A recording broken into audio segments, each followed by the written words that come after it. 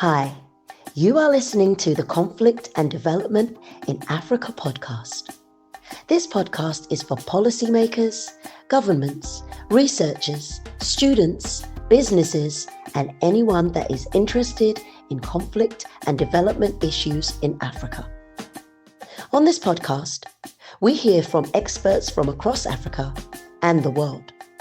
Your host, Dr. Michael Nwankpa, will ask the questions you would want answers to.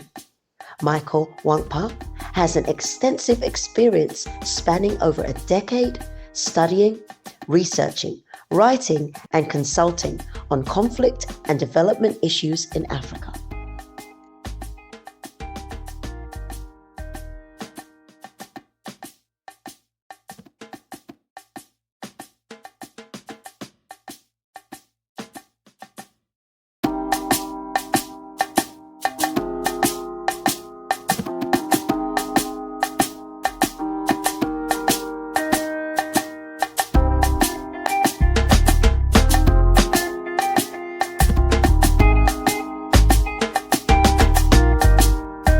Welcome to another episode of the Conflict and Development in Africa podcast.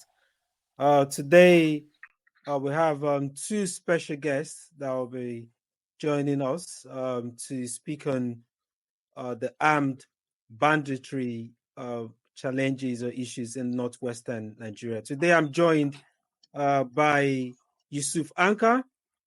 Yusuf is an investigative journalist and the joint winner of the Large Atlas 2023 Global Shining Light Award.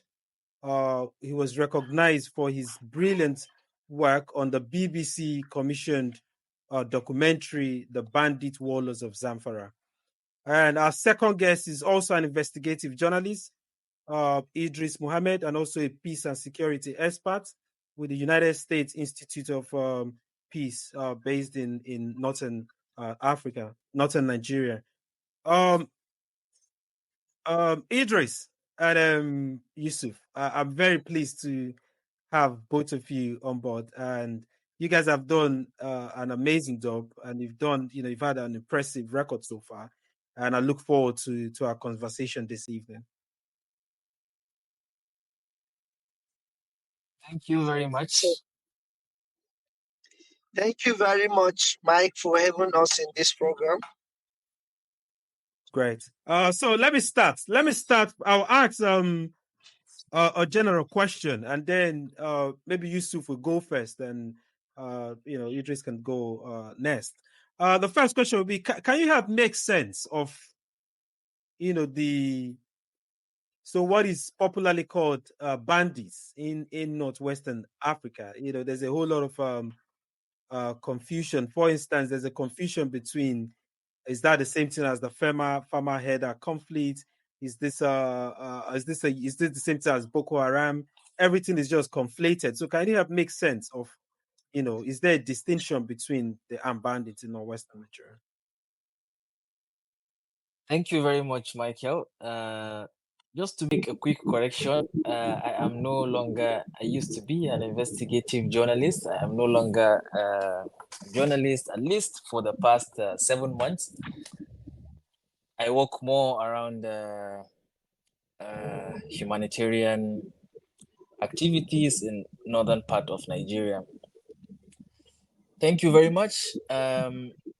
On the question of whether the conflict still remain the harder farmer conflict or it has transformed into a new name. Mm-hmm.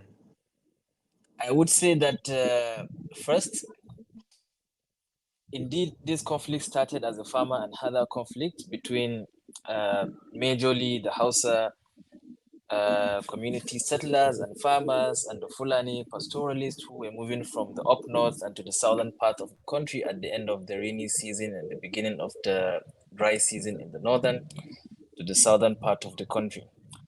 But proliferation of arms and increasing grievances within the communities have assisted the escalation of this violence. And today it is difficult to draw the line between genuine grievances, farmer and herder conflict, and the terrorism that is taking place, acts of terrorism that are taking place in the northwestern part of Nigeria. So for me, the element of conflict that has existed and birthed these large-scale atrocities still remain an issue that needs to be looked critically and resolved, particularly insisting on the justice system between the farmers and the herders. But it is really increasingly difficult to create a line between genuine grievances, farmer and herder conflict, and what is now taking place in the north. It will be difficult to call this crisis a name, because when you looked at the large-scale activities that are happening, the people that are falling victims of this violence have in no way connection to this, because if a farmer is having a crisis or conflict with the herder, it has nothing to do with the school children. It has nothing to do with the traveler. It has nothing to do with the tomato seller who is trying to access Katsina from Zamfara, or who is trying to travel between Gusau and Zaria, who are being abducted on daily basis and need to pay ransom, or even school children. So it is really difficult to still call this a farmer and herder conflict, but this does not also deny the fact that every element of the conflict still remains very existent and very important to be resolved. Amazing. Idris, do you have anything to add to that? Do you have a different perspective, or do you agree with Yusuf's opinion? Okay, so thank you very much. I think Yusuf has began with a very background, looking at the historical antecedent. I think the only thing I can add is the misconception regarding to banditry, because so many people misunderstood the conflict, even though some of the misleading information regarding that as a result of the general knowledge that some people looking at the North belong to a particular ethnic group or something. So one of the I think misleading fact is they look at it like an issue of full-blown terrorism like Boko Haram. I mean, ideologically motivated conflict, which is not. This is economic, motivated conflict. That is one. The other one is issue of ethnic identity-based conflict. So there are some people are looking at it is Hausas versus Fulani, especially in communities where there are Hausa, there are Fulani like Katsina, Zamfara, Sokoto, Kebbi. While in some other places are looking at it as religious motivated, like I mentioned, like what is currently happening in Plateau State, in Nasarawa State, and some part of the North Central states. People don't. So I think there are like 7 different conflicts, and they're all related with banditry, but they have different dimensions, and the motivations are different. For example, when you take banditry in the more affected places like Zamfara, Katsina, Sokoto, is different from the kind of criminal activities that are going on in Plateau, Nasarawa, Niger State, which has an element of Boko Haram, same Kaduna, which correlated with issue of religious angle, also Nasarawa, which has ethnic, orientation, same as Benue also, which also identity attached to the conflict. So I think these are the only thing I can add from what Yusuf mentioned. Okay, brilliant. It does seem it's a very complex conflict situation that takes on from what we've seen, it takes some elements of some legitimate drivers, and then there are also elements of criminality that has crept into it. But the bandits themselves, in terms of that, looking at that group as an organization, I remember it was in 2014, the Global Terrorism Index had them as the 5th I think Boko Haram was the second, most terrorist groups in the world. They were the fifth. They came to the. But are they a unit? Is Banditry, is he an organization? Is he an organized like Boko Haram? Is that how you classify them, Yusuf? I think in terms of the organization, it's two things here. In terms of organization, these groups are less organized than ideological groups, either Ansaru, ISWAP, or Boko Haram. They are less organized, less structured, and less hierarchical in the sense that in most cases you find that a group of 200 members is being led by just one single commander, and from A to Z of the commands come from this very single commander. And it still does not mean that this commander has the monopoly and the control over the activities of all the members of the group, which is usually the case for ideological groups, mostly in the Northeast.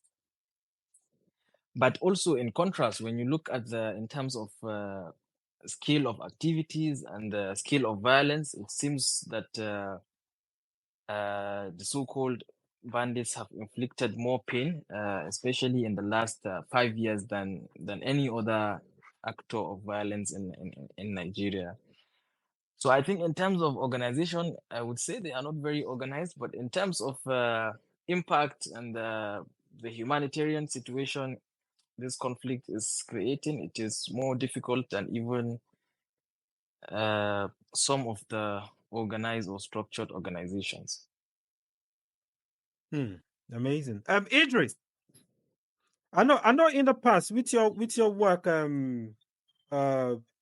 you've I think in the past you've had to engage with maybe in terms of like looking at a way forward with some of these groups. But how does that look like? What's the implication of the structure? What implication does it have for engaging with these groups? Who are we engaging? If it's that loose, who do we engage with? How does engagement look like? So, thank you very much for asking me this question. I think Yusuf already laid the background of their structure. These are the people that are fragmented, and highly decentralized, not like Boko Haram or Ansaru. They are in groups, and even some of the groups are against each other because it is fighting over economic resources. You can find it one group kidnap maybe someone, then the other group will come and take that particular person by force. Or one group engage in cattle rustling, the other will come and take it by force. So this is to show you that they are highly disorganized, not like Boko Haram or Ansaru. So I think this become a serious, challenge. I think when the Nigerian governors in the Northwest trying to engage them in amnesty, and peace talk, you can remember, I think I wrote an article regarding that, how Katsina State government engaged them in a peace talk. They had an agreement. After a few days, now they broke the promise and continue attacking the locals. So what they normally do is they can agree with the government of Zamfara State not to attack anybody. Then they can easily move to Katsina and attack civilians in Katsina, or they can easily move from Katsina to Kaduna and attack. So, so they can agree in one particular community that they are not going to attack or make any assaults because the government engaged them. They had an agreement, maybe financial promise or any other thing that would make them that we drop our weapons here and we are no longer attacking anybody. But in the other community in other states, they are doing the same thing. Nothing has changed, or even doing worse than what they have been doing in the other states. So that is why, curtailing banditry become very, very difficult because government failed to, dig deep and understand the root cause and understand even the structure as well as the organization, of this group. Even government will take time to understand the structure as well as the organization of this group. I think they can able to reach some certain milestone in addressing the conflict.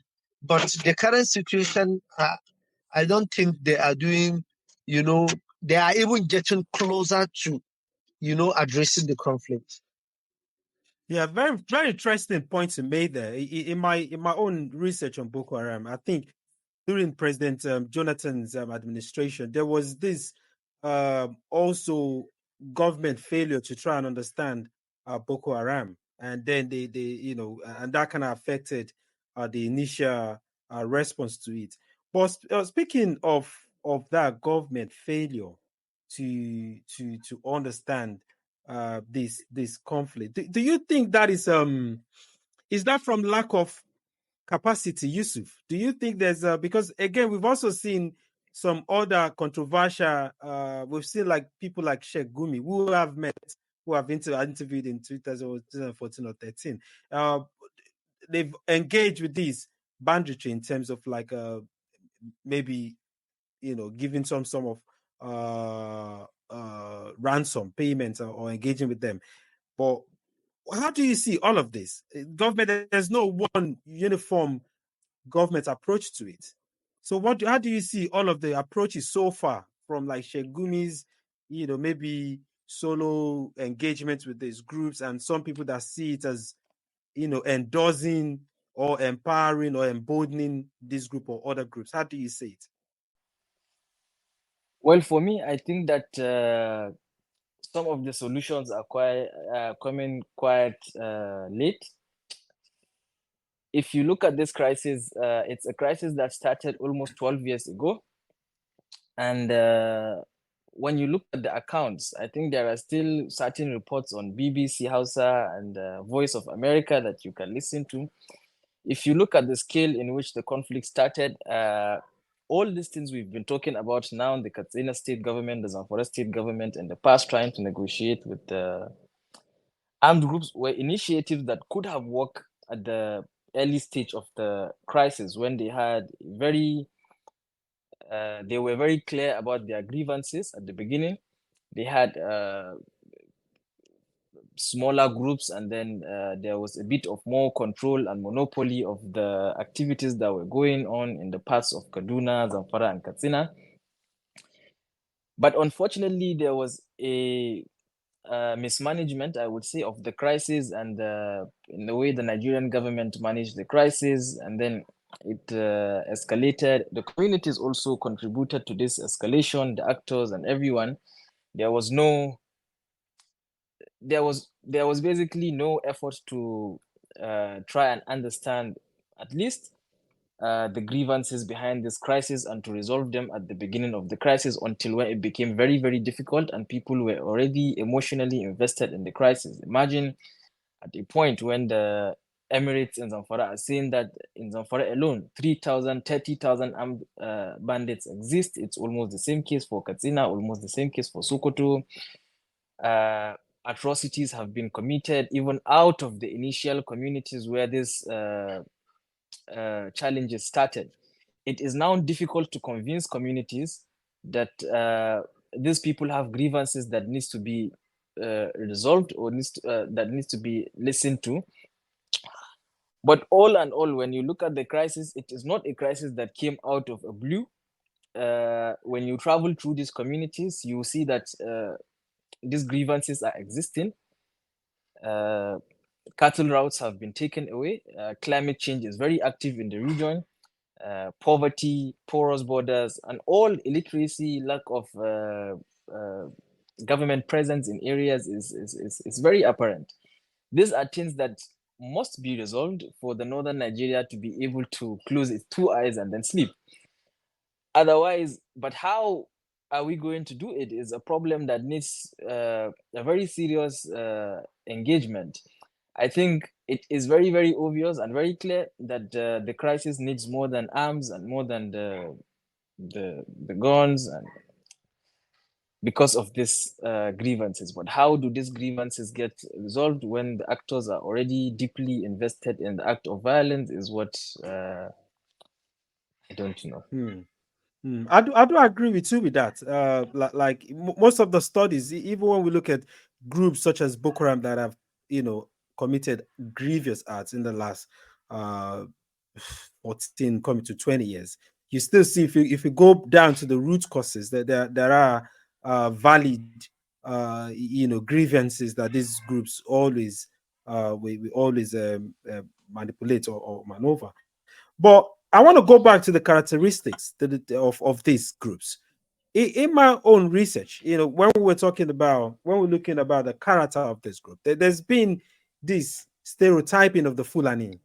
Says that I'm Fulani's group or Fulani this, but also it's common that it's not just the Fulani that are involved in this issue. Idris, what can you say to that? Do you have other ethnicities that are involved in this group, and what is the scale of other non-Fulanis that are involved in this banditry issue? Okay, so this is issue of organized crime, and people are hiding under the umbrella of flood, committing different sort of crimes. For example, if you look at the recent, kidnapping issue in Abuja, the police made some arrests. And if you look at some of the, the perpetrators arrested by police, they are not Fulanis. So even in some communities in the southwest, in the southeast, in the south, and even in the northwest, there are some people that are attacking, doing armed robbery in the south, all in the name of banditry, because they know, whenever you kidnap somebody and demand particular amount of money, the first thing that will come to the mind of the people is Fulani that attack. But to be honest with you, Fulani are not the only one involved in this crime, but the number of other tribes involved, they are insignificant compared with the number of, the Fulani militia group that really involved in this organized crime.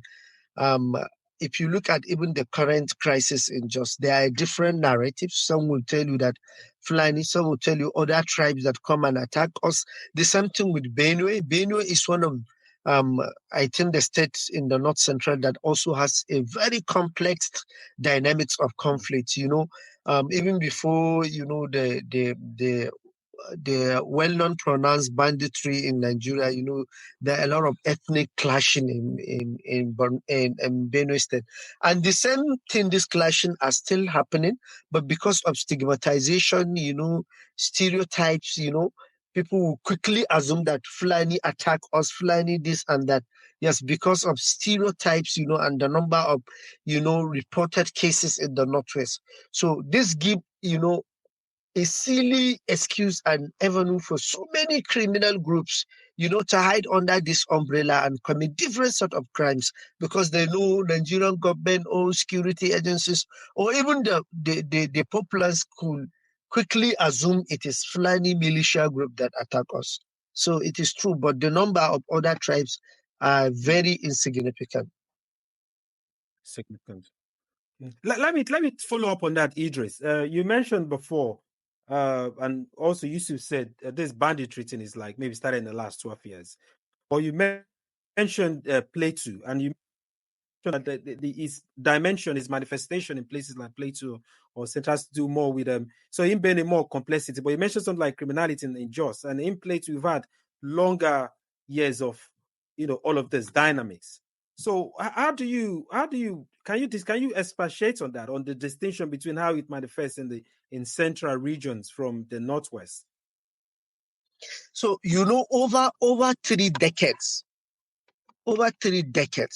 there is existing farmer-herder conflict in the north central, and especially Nasarawa, Benue, and Plateau. This farmer-herder conflict began, when there is a serious also issue of indigenous versus settlers. So that is how it keep metamorphosing, existing grievances against the minorities.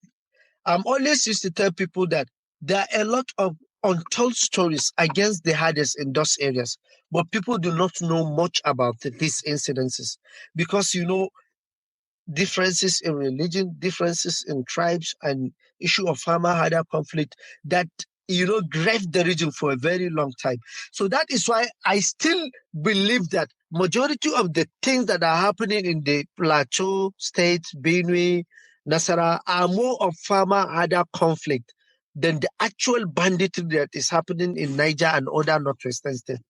I still remain in that axis, because if you look at the criminality and some other things, even the kidnapping rate, when you look at Plateau, doesn't have much issue of kidnapping for ransom and so many other things when you compare to, say, Zamfara or Katsina. And even if you look at the attacks in Plateau State, are more of ethnic and religious oriented attacks compare with the attacks in, say, Katsina or Zamfara.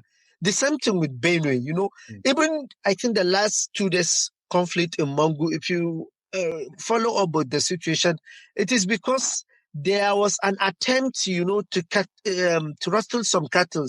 That's what led to the conflict. And so many people, died, destruction of properties and so many other things. So if you want to understand this, like I said, you need to understand, the dynamics and, the classification of the conflict in the Northwest, also in the Northeast and the North Central. So these are places that have different dynamic of conflicts. But people that come from outside the northern Nigeria will think like the crisis in Plateau. Somebody will assume it is banditry. Somebody will assume it is religious conflict. Somebody can quickly assume it is ethnic conflict.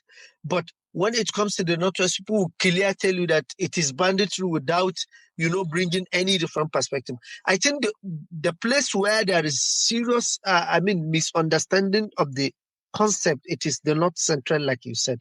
So I think it is more of, farmer harder conflict than banditry. But if Yusuf have any other contradictory, can contribute. Okay, Yusuf, you can add to that, but again, I want you to also, the question I was going to ask you is, from what Idris has said, that there seems to be a lot of conflation, the conflating these issues. And the Nigerian state's default response is always a militarized response. But in his response, a lot of people have been calling for proscribing the militants or the armed banditry. But we've also seen that during President Buhari's administration, it seems that he treated them with some kids' glove. And people in the South, it was politicized. They said, oh, because these are Fulanis, and that's why he's treating them with kids' glove. But we've seen an escalation in the response of the Nigerian government in terms, and then we've also seen in December when they had a drone strike that accidentally killed innocent citizens. What do you think is the motivation behind the government's militarized response, to the armed banditry?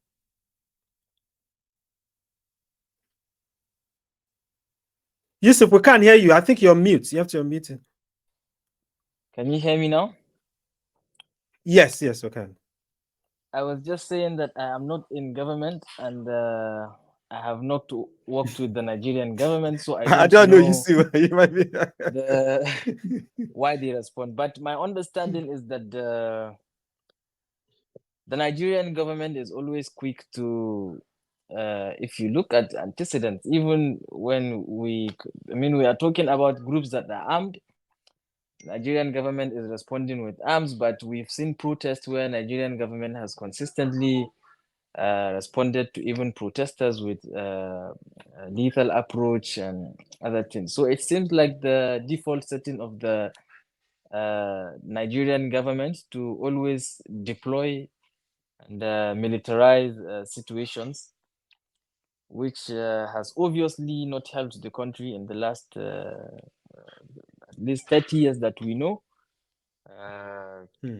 There is always a consistent escalation after their responses, and there is hardly one conflict that has been really resolved through the use of arms in Nigeria. It is really taking the Nigerian government quite a lot to sit down, and not even to sit down at the beginning of crisis, but to even anticipate some of these issues. Because if you go to these rural areas, it is not difficult to really see the potentials. If you go to border areas, if you know what is happening, you have Libya and you have Niger. You know that there is a huge market for arms, huge trade for arms. And when you go to these border communities, you see the potential for arms trafficking, when you go deep into the communities, you see the potential. When you speak to people, you see their grievances. When you speak to farmers, you see the grievances they hold against herders.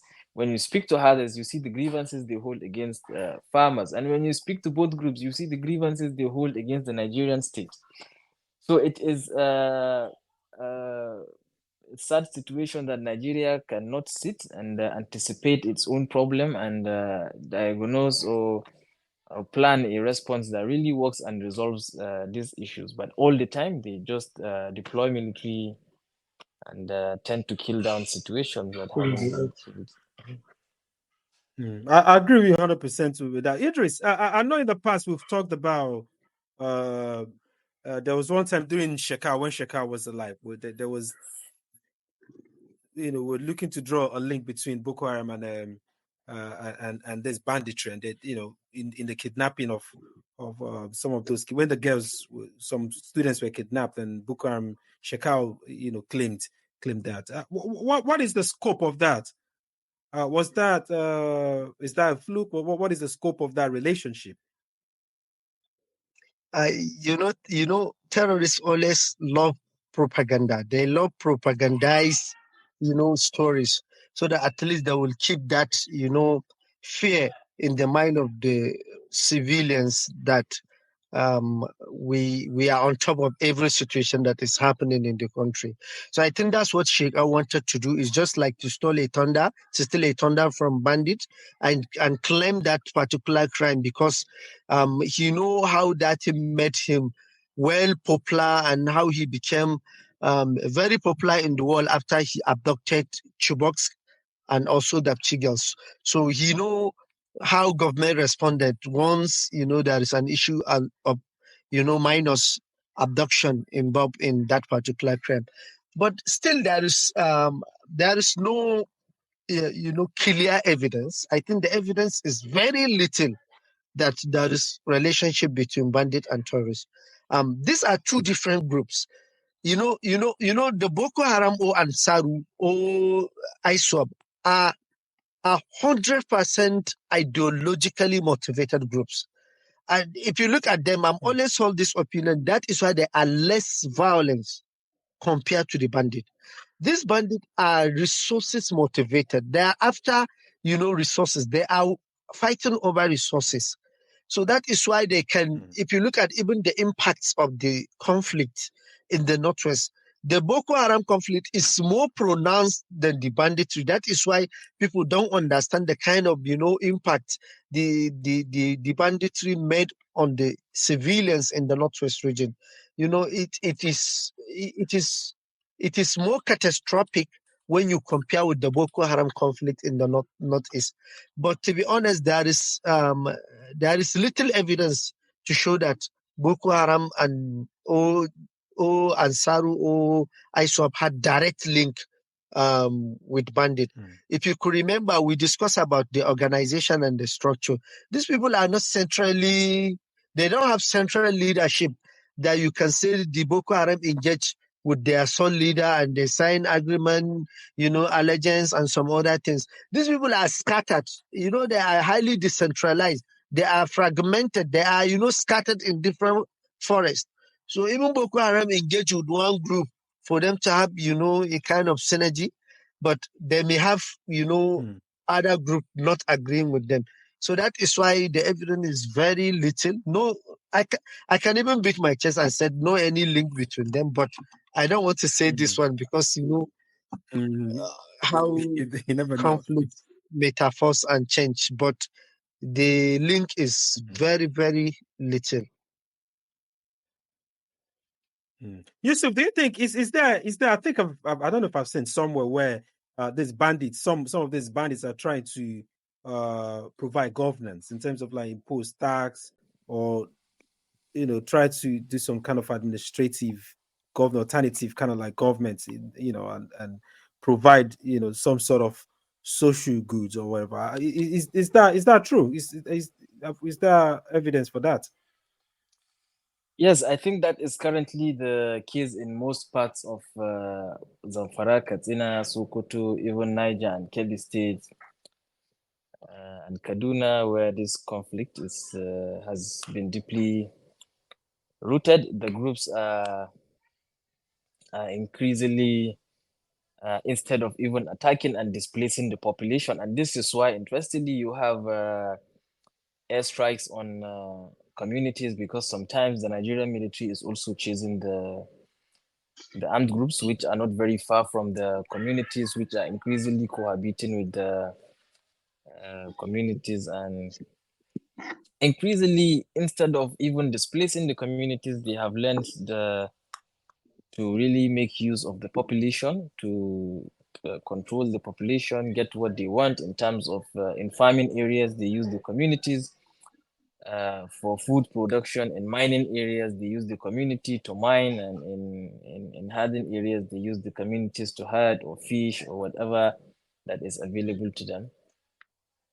It is really a worrying situation where you have communities completely under the subjugation and control of armed groups who only attain that control by the power of gun and violence.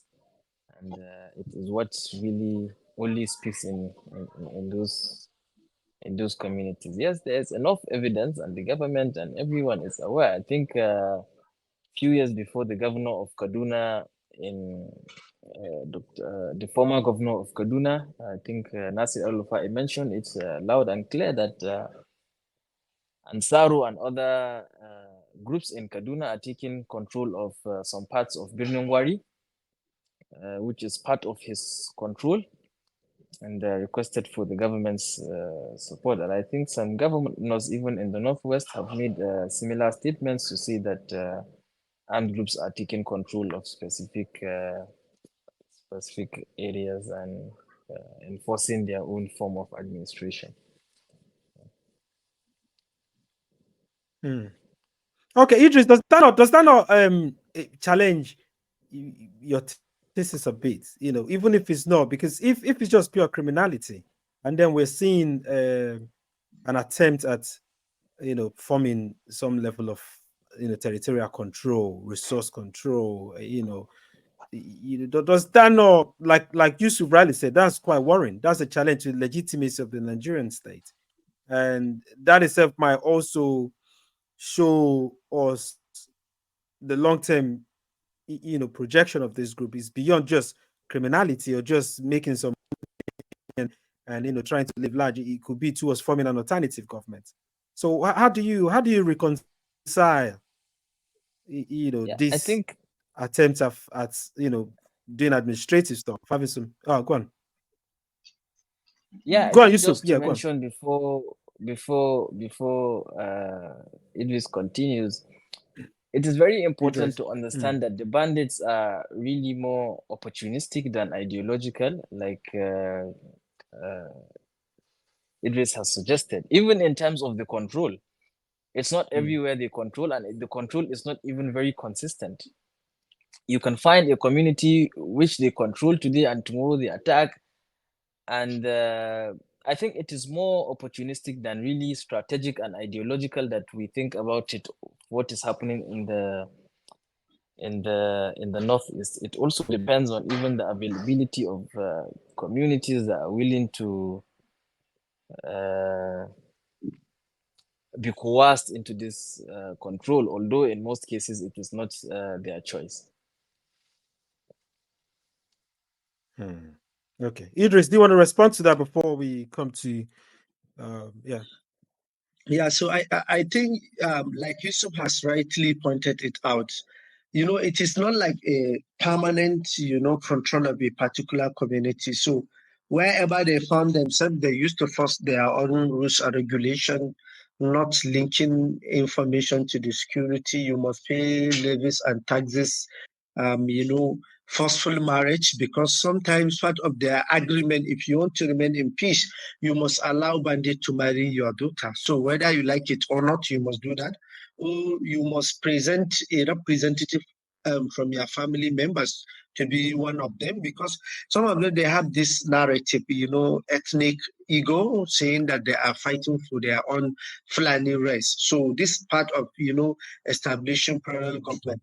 But what I want you to understand that even prior to this well-known issue of banditry, many of these communities are living in ungovernable spaces. They don't even know the sign of government.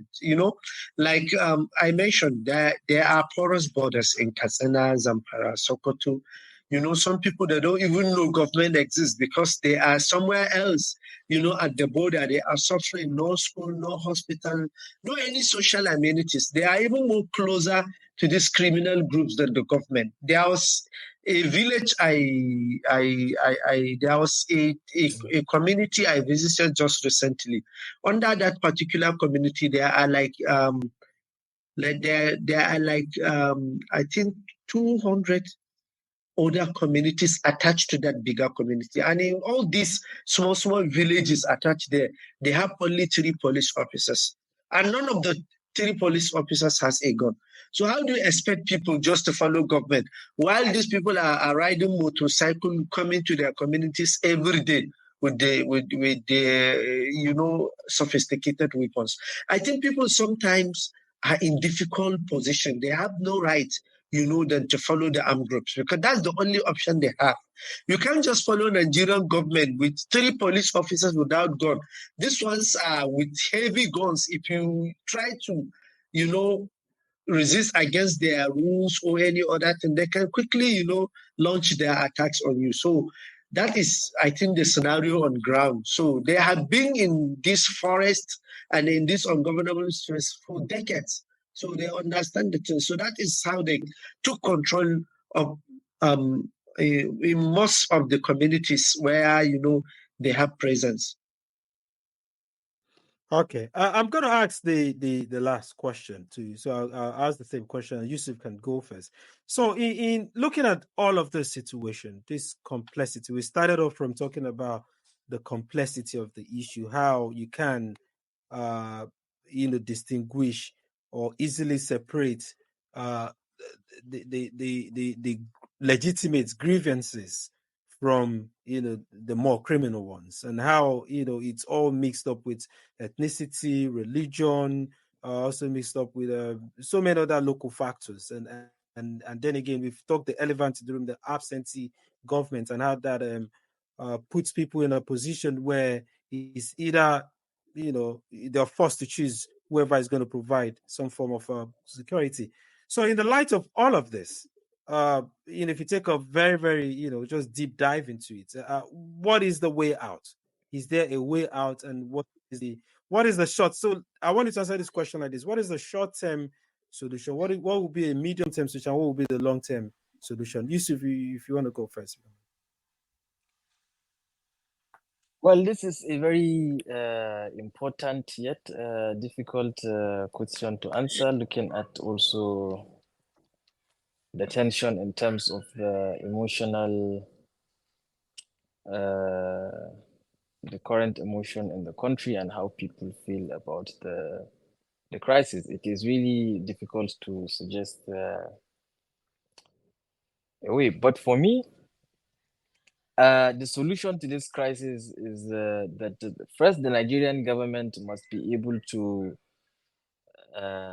be decisive in terms of finding a single policy that works across the region, that really covers all the aspects of the crisis in terms of border security, in terms of education, probably in the long term, in terms of also instituting courts, because left to me, people in the rural areas and in state governments in control of land administration, people need to be tried, people need to go to prisons, and people need to be sentenced, people need to be punished, people need to answer for their crimes.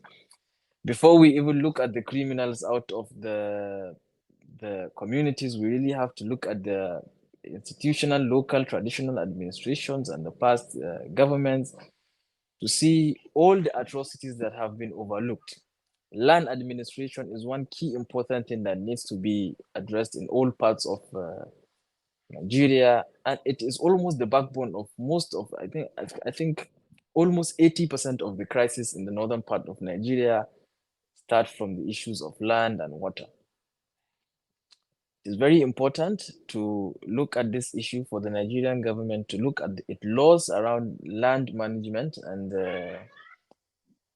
based on the needs. I think we are still using laws that are very disconnected from the needs that we have today. So it is really very important for the Nigerian state to look at all these aspects. And another thing is the Nigerian government also needs to be present in all parts, at least most parts of the country.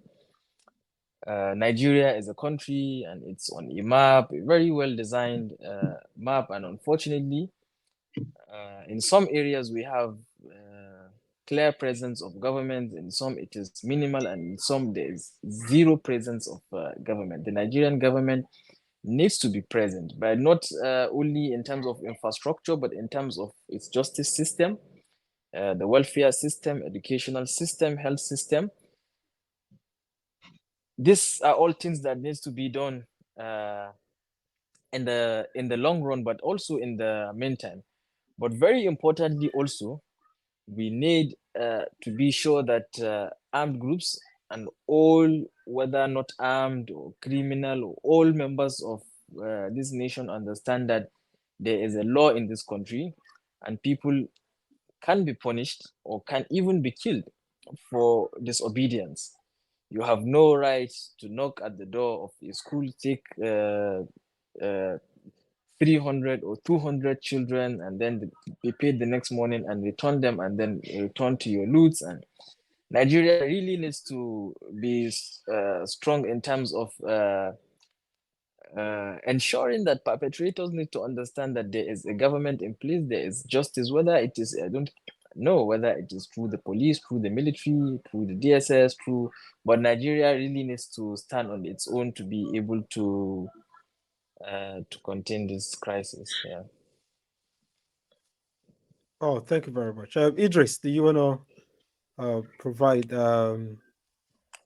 prefer solution to this big complex problem?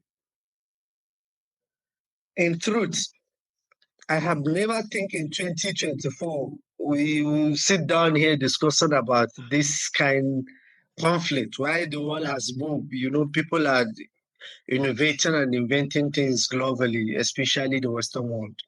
But because of dynamics of our leadership, as long as our leaders continue the way they are, ruling our countries, I don't think there is a solution for this. You can imagine you wasted your time, wasted your resources, you wasted your energy, you joined queue, you cast your vote, you selected a leader. At the end of the day, that leader will not provide. That's dividend of democracy. So as long as, the looting, the corruption, the impunity, the injustice, are going on in the land, there is no solution for this conflict. But in my own opinion, if, our leaders can be truly Democrats, highly civilized and professionals, do the right thing, address these existing grievances, provide social amenities, provide jobs, strengthen institutions, and do the necessities. They know the good and the bad and the uglies. They know what they're supposed to do. Nigeria has, good laws, good policies, we have everything written in the papers, keeping in the office without implementation. So as for me, as long as we keep, turning our eyes blind, busy looting money, impunity and extravagant spending on unnecessary, projects, less priority things. So we will keep facing a lot of conflict here and there.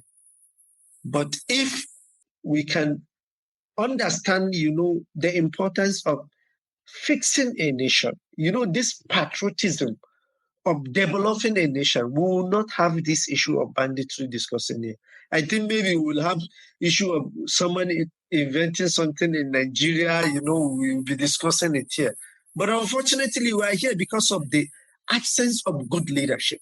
So everything Yusuf discussed is the absence of leadership.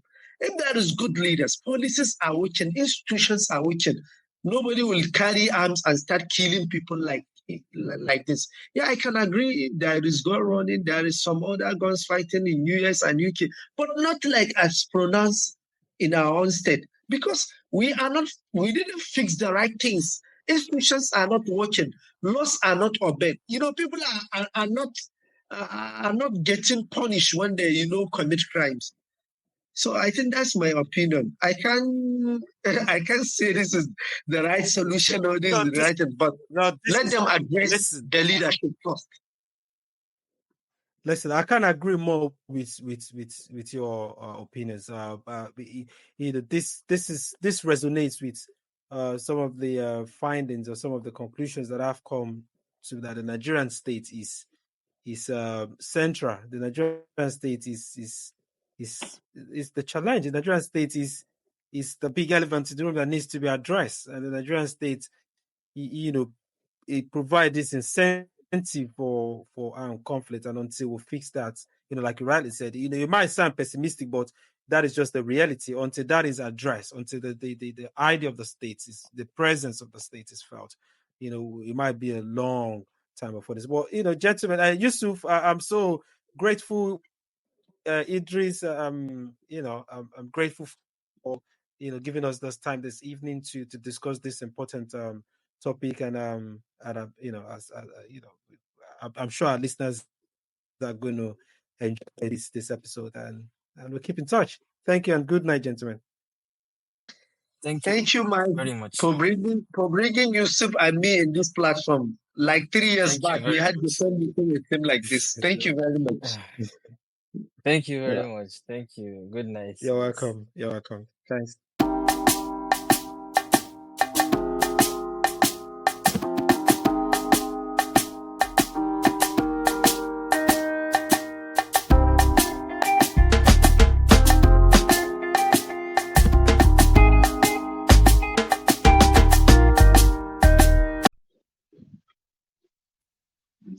Thank you for yet another episode, and thank you for joining and listening in to the important topic, and banditry in northwestern Nigeria.